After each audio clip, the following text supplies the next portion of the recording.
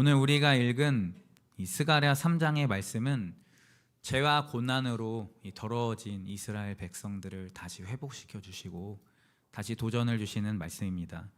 이스라엘 백성들은 이 스가랴 3장에 있는 이스라엘 백성들은 이제 막 포로에서 귀환한 상황입니다.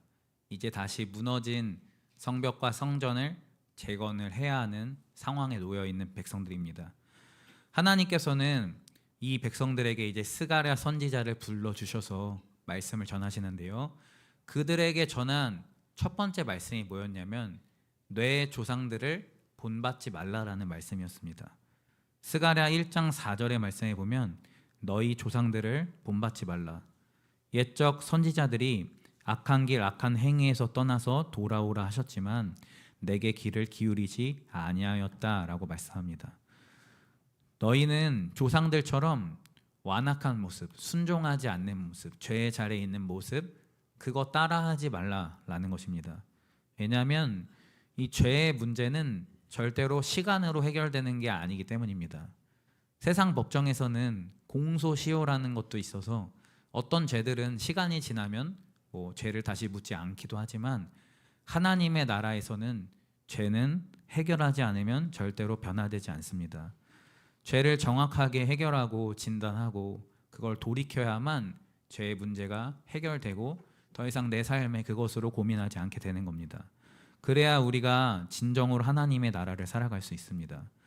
우리는 이 스가랴의 말씀을 통해서 우리도 옛 모습으로 따라가는 백성의 삶이 아니라 다시 새로워져서 이번 한 주간의 삶을 주님의 은혜와 사랑 가운데 승리하는 우리 모두 되길 소망합니다. 첫 번째로 성도는 하나님 앞에 서 있는 자가 되어야 합니다. 우리 1절의 말씀을 우리 다시 한번 보겠습니다. 시작. 대제사장 여호수아는 여호와의 천사 앞에 섰고 사탄은 그의 오른쪽에 서서 그를 대적하는 것을 아멘. 하나님께서는 스가랴에게 환상을 보여주시는데 대제사장 여호수아가 하나님 앞에 서 있었습니다. 천사나 이 사자는 곧 하나님을 의미하는데 여기에서 서다라는 것은 이제 레위인이나 제사장들 하나님의 사람들이 하나님 앞에 서는 것, 거룩하게 하나님을 일을 구별되어서 감당할 때 쓰는 표현입니다. 예를 들어 신명기 10장 8절에 보면 그때 여호와께서 레위 지파를 구별하여 여호와의 언약궤를 매게 하며 여호와 앞에 서서 그를 섬기며 라고 말씀합니다. 그러니까 서 있는 것은 그냥 제가 지금 여러분 다 앉아 계시고 서 계시듯이 그냥 서 있는 게 아니라 하나님 앞에서 하나님의 시선을 보면서 거룩하게 감당하는 걸 말하는 겁니다. 여호수아가 그렇게 하나님 앞에 서 있습니다. 우리도 주님 앞에 이렇게 서 있는 자들이 돼야 됩니다. 세상 앞에 또는 나의 짐 앞에만 서 있는 게 아니라 우리는 하나님 앞에 구별되어서 나를 세우는 자가 되어야 합니다. 그런데 말씀을 보면은 하나님 앞에만 서 있는 게 아니라 그의 오른쪽에는 사탄도 서 있었다고 합니다. 사탄은 대적자 고발자라는 뜻입니다. 이 구약 성경에서는 욥기와 스가랴서에 이 사탄이 나오는데 욥기와 스가랴서에는 이 사탄이 욥 개인을 두고 또 오늘 말씀에서는 여호수아 개인을 두고서 고발하여 대적합니다. 사탄은 믿는 자들이 주님의 말씀을 따라 방해하는 영적 존재입니다. 그런데 우리가 지금 보고 있는 이 말씀은 아까 말씀드렸듯이 스가랴에게 하나님께서 환상 중에 보여주는 것이다 라는 걸 기억해야 됩니다. 그러니까 하나님께서는 스가랴에게 이 모습을 보여주시는 이유가 이 포로에서 돌아온 이스라엘 백성들에게 어떠한 메시지를 주기 위해서 이 여호수아를 보여주는 거다라는 겁니다. 따라서 대제사장 여호수아는 개인이 아니라 모든 이스라엘 백성을 대표하는 자다라는 겁니다. 사탄이 여호수아를 대적하는 것은 이스라엘 백성들이 사탄의 공격을 받고 참소를 받고 있다라는 겁니다. 요한계시록 12장 10절에서도 보면 이제 우리 하나님의 구원과 능력과 나라와 또 그의 그리스도의 권세가 나타났으니 우리 형제를 참소하던 자 곧 우리 하나님 앞에서 밤낮 참소하던 자가 쫓겨났다라고 말씀합니다. 사탄이 이 땅에서 하나님의 사람들을 괴롭히고 참소하고 고발하고 공격하는데 예수 그리스도께서 다시 오시던 날에는 그 밤낮으로 참수하던 자가 쫓겨난다라고 말씀합니다. 그러나 아직 주님이 오시기 전까지는 사탄은 밤낮을 가리지 않고 우리를 고발하고 대적합니다. 고발한다는 것은 우리 안에 있는 죄를 다시 생각나게 하고 죄에 자유하지 못하도록 방해하는 것을 말하는 겁니다. 돌아온 이스라엘 백성들은 주님께서 너희는 너희 조상들과 같이 되지 말라라고 하실 정도로 아직 죄의 자리에 머물러 있는 상태였습니다. 대제사장 여호수아는 이스라엘 백성들 모두의 모습을 대변한다고 했습니다. 아직 돌이키지 못한 모습, 하나님의 마음을 아프게 한 모습들, 이러한 것들을 사단이 공격한다라는 겁니다. 또 사탄은 나의 상황과 형편을 이용합니다. 백성들이 돌아왔을 때 폐허가 된 말들을 또 다시 세워야 할 이 무너진 성전을 보면 어떤 마음이 들겠습니까? 다시 하고 싶은 용기가 들기보다는 덜컥 두려움이 들 수 있고 도망치고 싶은 마음이 들 수 있습니다. 사탄은 그렇게 우리의 마음과 형편과 상황을 이용해서 우리를 공격합니다. 그러므로 우리는 나에게 참소하고 공격하며 나의 마음을 이용하는 악한 영적 존재가 있다라는 사실을 우리는 알아야 합니다. 그리고 내 마음에 혹시 시험이 들고 교회 공동체나 교회나 내 삶 속에서 어려운 마음이 들고 또한 떠나가고 싶을 때 우리는 그것을 경계하며 더욱 주의 보좌 앞으로 나아가야 합니다. 그리고 우리가 설 자리는 오직 여호와 하나님 앞에 서는 것임을 기억해야 됩니다. 하나님 앞에 선다라는 것은 말씀 안에서 나를 세우는 것입니다. 나의 삶의 기준을 다시 하나님의 말씀으로 세우는 것이 하나님 앞에 서는 것입니다. 그럴 때 우리는 사탄의 정죄와 이 대적함에 속지 않고 하나님의 말씀을 따라 살아가는 자가 될 수 있습니다. 말씀과 같이 주님 앞에만 서서 거룩한 삶으로 이번 한 주간 살아가는 우리 모두 되길 소망합니다. 두 번째로 주님은 불에 그슬린 나무 같은 나를 꺼내어 구원하시는 하나님이십니다. 2절 말씀을 우리 같이 읽겠습니다. 여호와께서 사탄에게 이르시되 사탄아 여호와께서 너를 책망하노라. 예루살렘을 택한 여호와께서 너를 책망하노라. 이는 불에서 꺼낸 아니냐 하실 때에 아멘. 하나님께서는 이 사탄의 참소를 책망하시며 여호수아가 불에서 꺼낸 나무와 같다라고 합니다. 이 불에서 꺼낸 그슬린 나무라는 것은 이 여호수아와 이 이스라엘 백성들의 상황을 표현하는 건데 여기에서만 나오는 게 아니고 여러 차례 나오는 말씀입니다. 이 아모스 4장 11절에서도 내가 소돔과 고모라를 무너뜨림 같이 하였으므로 너희가 불 붙는 가운데서 빼낸 나무 조각같이 되었으니 너희가 내게로 돌아가지 아니할 거니와 라고 말씀합니다. 하나님께서 소돔과 고모라를 심판하시듯이 이스라엘 백성들을 심판하여서 불 붙는 조각같이 됐지만 너희가 돌아오지 않았다라고 아모스에서도 말씀하는 것처럼 이스라엘 백성들이 징계받아서 돌아온 모습, 이제 다 불에 타버리고 겨우 그을린 채로 남아있는 나무 조각 같은 비참한 상황이 그들의 현재 상태다라는 겁니다. 이 그슬린 나무의 모습은 우리가 두 가지로 생각할 수가 있어요. 하나는 다 타지 않고 꺼낸 나무다라는 겁니다. 완전히 다 타버린 채, 완전히 없어져 멸망당하는 채로 하나님은 내버려 두지 않으셨다라는 겁니다. 하나님께서 징벌을 주셨지만 동시에 그들을 생각하셔서 다 타버리기 전에 꺼내어 주셨다라는 겁니다. 또 다른 하나의 의미는 여전히 그슬린 채로 남아있는 나무다라는 겁니다. 돌아오기는 했지만 이 이스라엘 백성들은 아직 온전히 회복되지 못했습니다. 여전히 그슬린 흔적, 고난과 연약함의 흔적이 그들의 삶에 남아있었다. 죄의 습관과 자리를 벗어나지 못한 흔적이 남아있는 상태가 이 이스라엘 백성들의 모습이었다라는 겁니다. 이 두 가지 의미에서 중요한 건 이스라엘 백성들이 하나님의 선택을 받고 구원함을 받았다라는 사실입니다. 그들은 여전히 죄의 자리에 있었지만 하나님의 구원하심의 계획은 그들의 죄의 상태와 상관이 없었다라는 겁니다. 그러므로 죄의 문제보다 더 중요한 것이 뭔지를 오늘 말씀을 통해서 중요한 진리를 알 수 있는데요. 그것은 죄보다 중요한 건 하나님의 언약 백성이다라는 겁니다. 2절 말씀을 다시 보시면 주님은 여호수아가 아니라 사탄을 꾸짖습니다. 사탄아, 여호와께서 너를 책망하노라. 예루살렘을 택한 여호와께서 너를 책망하노라. 죄를 짓고 더러운 채로 있는 것은 여호수아 이스라엘 백성인데 하나님께서는 사탄을 책망하십니다. 하나님께서 선택하신 것은 뭐라고요? 예루살렘을 선택했다. 나는 예루살렘을 선택한 이스라엘 하나님, 나는 너의 하나님이다 라고 자신을 소개하십니다. 우리 하나님은 죄의 정죄보다 약속을 먼저 기억하시는 주님이십니다.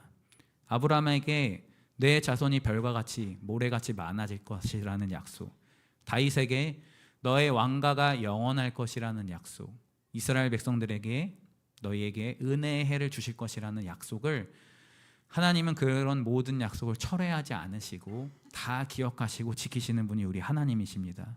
그래서 아직 죄 가운데 있는 이스라엘 백성들이 돌이켜서 돌아왔을 때 하나님께서 회복의 은혜를 주신 게 아니라 먼저 하나님께서 그들을 용서하시고 더러운 옷을 벗겨 깨끗한 옷을 입혀주십니다. 우리 3절과 4절 말씀도 우리 한 번 더 읽겠습니다. 시작. 여호수아가 더러운 옷을 입고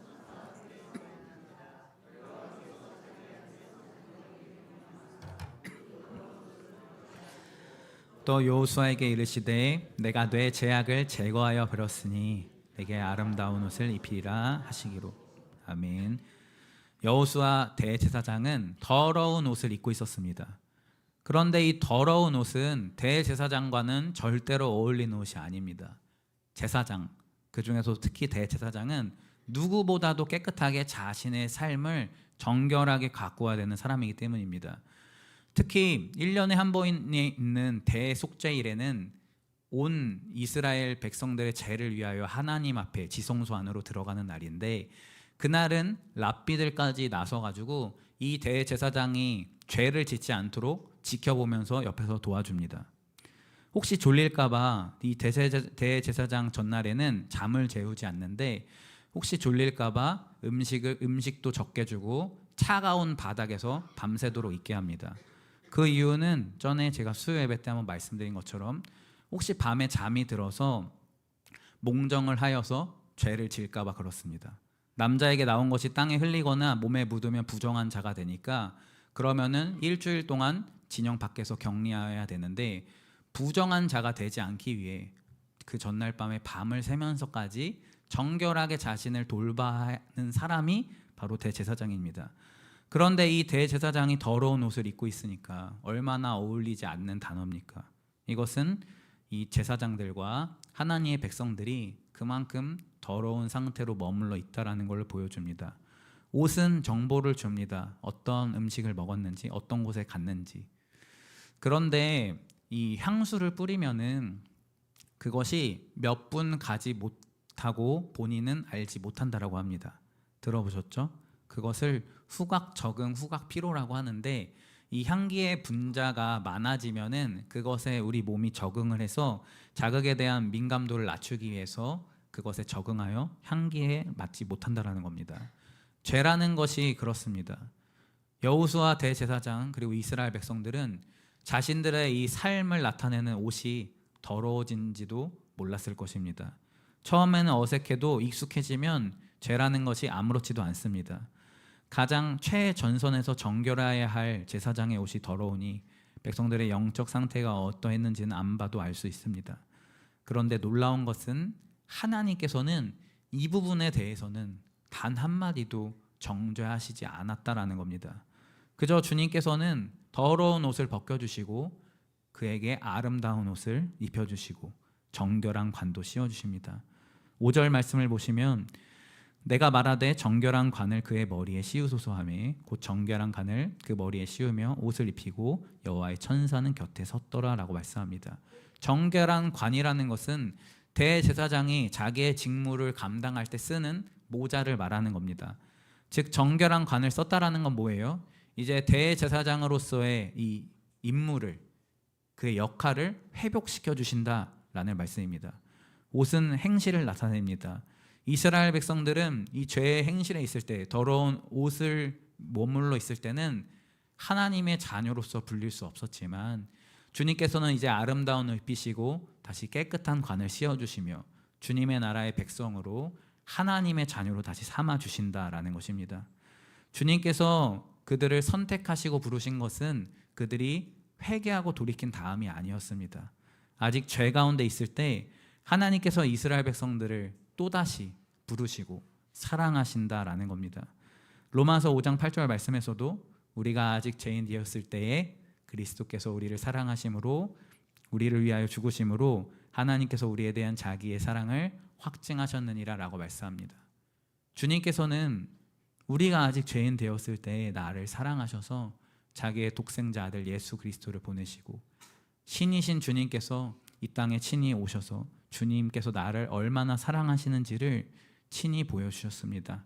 그러므로 우리가 의지할 것은, 우리가 믿을 것은, 우리가 소망할 것은 그 주님의 변하지 않으시고 풍성하신 주님의 사랑뿐입니다. 우리는 지금 주의 보좌 앞에 나와서 예배를 드리고 있습니다. 여러분, 우리의 행실의 옷은, 지난 우리의 삶의 모습은 여러분 어떠하셨습니까? 내 삶을 깨끗하고 거룩하게 준비하신 분들은 예수님의 향기가 나겠지만 그렇지 않으신 분들은 더러운 상태로 있으셨을 겁니다.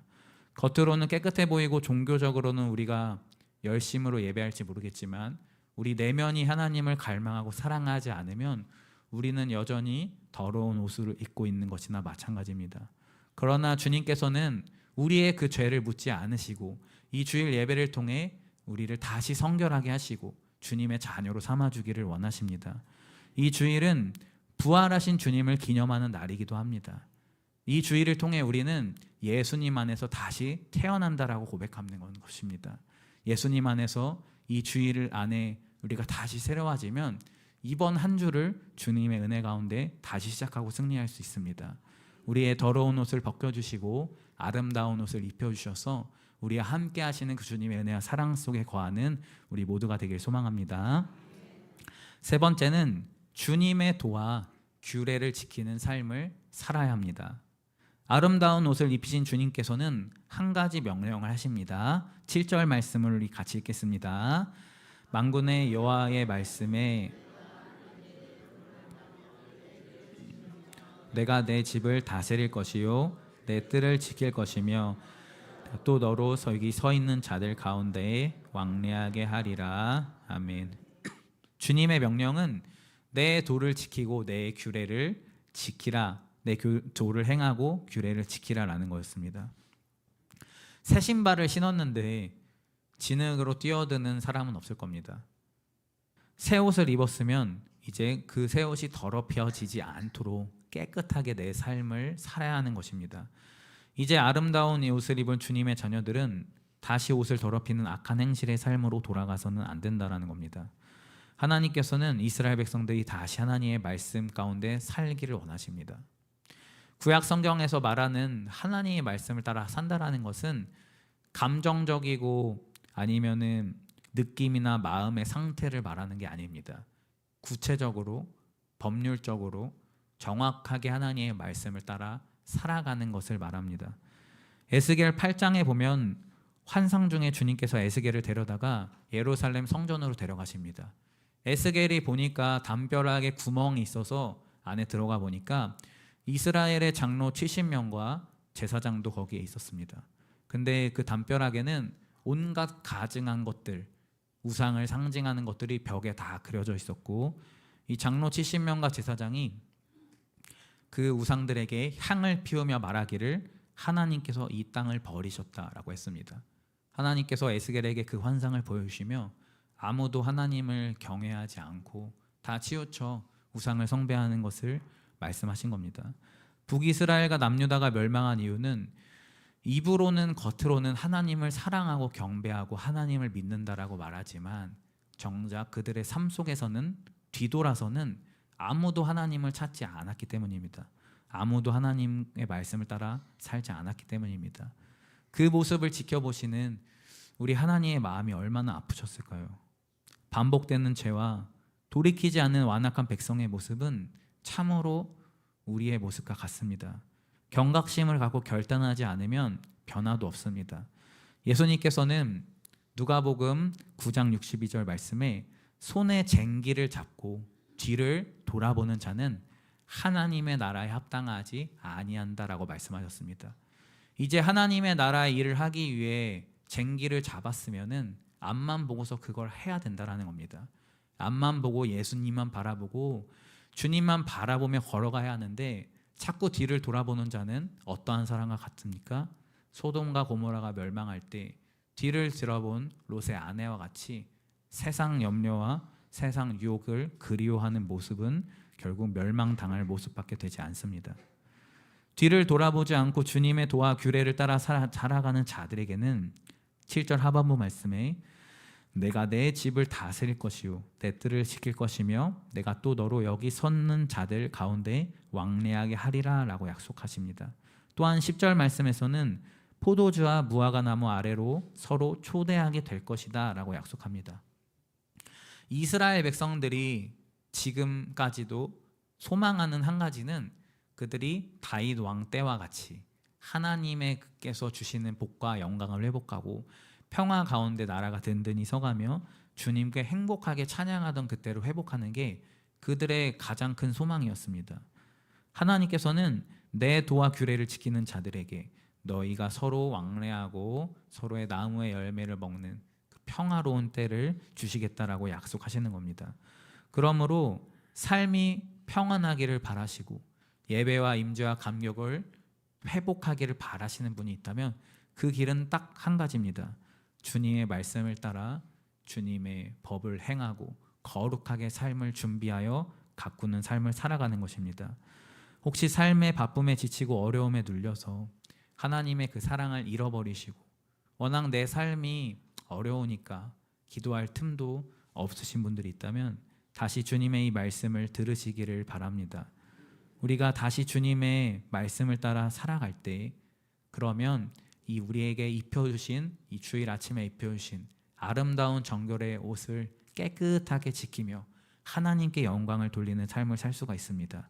그러한 자들에게 하나님께서는 참 평안과 자유를 주시겠다라고 약속하시는 것입니다. 그러한 삶을 사는 우리 모두 되기를 소망합니다. 우리 말씀을 정리하겠습니다. 하나님께서는 불에서 그슬린 나무를 꺼내듯이 내 인생을 다 타버리도록 내버려 두시는 분이 아니십니다.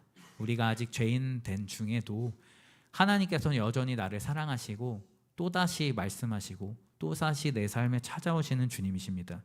그러나 사탄은 그 가운데서 끊임없이 우리를 정죄하고 참소하며 고발하며 우리가 하나님의 은혜와 말씀을 따라 살지 못하도록 방해합니다. 우리가 서야 할 것은 오직 그 주님의 변함없인 사랑을 의지하며 여호와 하나님 앞에 서 있어야 합니다. 또한 우리에게 입혀주신 이 깨끗하고 아름다운 옷을 우리는 지키는 삶을 살아가야 합니다. 주님께서는 우리에게 정결한 관을 씌워주셔서 주님의 자녀의 지위를 회복시켜 주셨습니다. 이번 한 주간은 그 주님의 말씀을 따라 거룩하게 나의 입과 몸과 행실을 지키면서 하나님의 말씀을 따라 살아가며 주님께 영광과 기쁨을 올려드리고 평화와 기쁨을 누리는 우리 모두가 되기를 소망합니다. 기도하겠습니다. 하나님 감사합니다. 주님의 은혜와 사랑과 부르심 덕분에 주님 연약한 우리들이 이 자리에 있습니다. 하나님 불구덩이에 있는 타다 남은 나무와 같은 연약한 저를 주님 불쌍히 여겨 주시옵소서. 하나님 내 인생을 회복시켜 주시고 나의 문제에서 이끌어 주실 분은 우리 하나님밖에 없음을 고백합니다. 오늘도 그 주님 앞에 섭니다. 하나님 나의 삶을 나의 마음을 무너뜨리는 모든 사탄과 참소와 대적은 떠나가게 하여 주시고 오직 주님의 말씀을 따라 우리의 깨끗하고 거룩한 삶을 사며 영광과 승리의 삶을 사는 우리 모두가 될 수 있도록 하나님 함께하여 주시옵소서. 예수님의 이름으로 기도합니다. 아멘.